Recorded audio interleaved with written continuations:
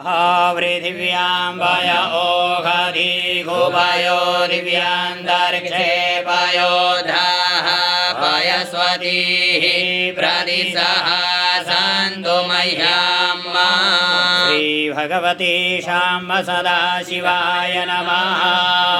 पयस्नानं समर्पयामि पयस्नानान्ते शुद्धोदकस्नानं समर्पयामि शुद्धोदकस्नानान्ते आचमनीयं जलं समर्पयामि। दधिक्रावणो आकारिधाञ्जिष्णोरस्वस्य भाजिनः सुरभिनो मोघाशरद प्राण आयो घोङ्घेतारिकत्ता। श्री भगवते उमामहेश्वर साम्ब सदाशिवाय नमः। दधिस्नानं समर्पयामि दधिस्नानान्ते शुद्धोदकस्नानं समर्पयामि शुद्धोदकस्नानान्ते आचमनीयं जलं समर्पयामि। घ्रेतां मिमिक्षे घ्रेतामस्याजो निर्घ्रेते श्रेतो घ्रेतामस्यानामा अनुक्वादमा वाम गायस्व स्वाहा घ्रेतां भ्रेकावावक्षि हव्याम्। श्री भगवते उमामहेश्वर साम्ब सदाशिवाय नमः। घृतस्नानं समर्पयामि घृतस्नानान्ते शुद्धोदकस्नानं समर्पयामि शुद्धोदकस्नानान्ते आचमनीयं जलं समर्पयामि। मधुपातारेतायते मधुच्छरान्ते सेन्दवः माधुर्नः सन्तो घरीः मधुनक्तमोतो घसो मधुमत्पारदेवगुं रजः मधुद्योरस्तो नः पिता मधुमाण्डो वनस्पतिर्मधुमामस्तु सूर्यः माध्वीर्गावो भवन्तु नः। श्री भगवते उमामहेश्वर साम्ब सदाशिवाय नमः। मधुस्नानं समर्पयामि मधुस्नानान्ते शुद्धोदकस्नानं समर्पयामि शुद्धोदकस्नानान्ते आचमनीयं जलं समर्पयामि।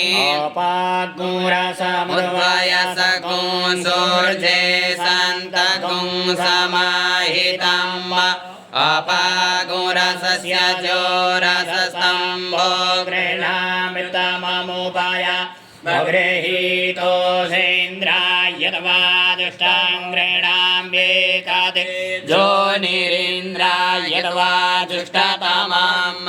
श्री भगवते उमामहेश्वर साम्ब सदाशिवाय नमः।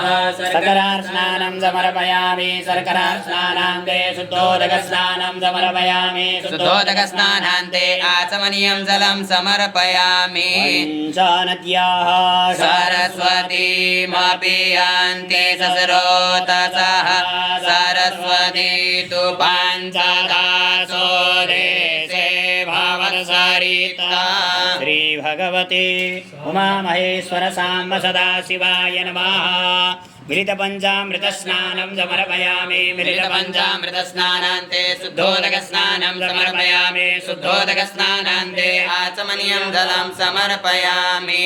विजयन्धनोः कापर्दिनो विशल्यो बाणवामुत अनेसन्यस्य ध्यायिकव आभूरस्यानिकाङ्गधी। श्री भगवती उमामहेश्वर साम्ब सदाशिवाय नमः। भङ्गोदकस्नानं समर्पयामि भङ्गोदकस्नानान्ते शुद्धोदकस्नानं समर्पयामि शुद्धोदकस्नानान्ते आचमनीयं जलं समर्पयामि।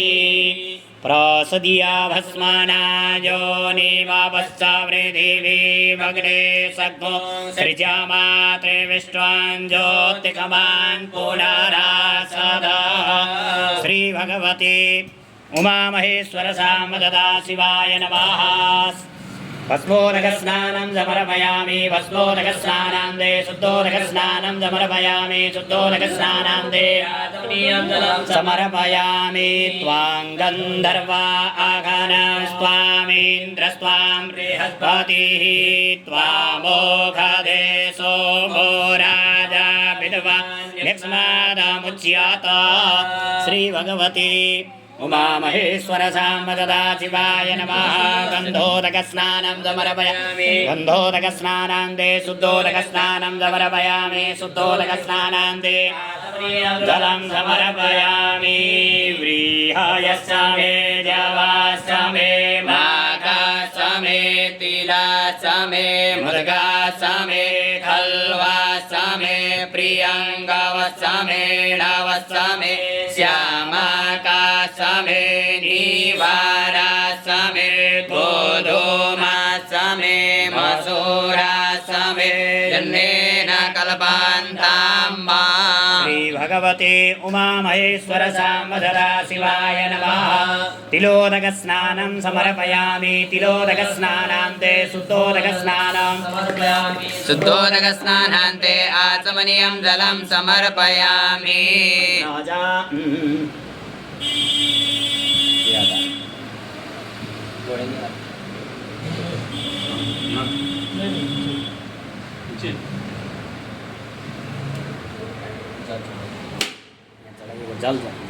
प्रजापति सरति गर्भे अन्तर्जायमानो बहुधाभिजायते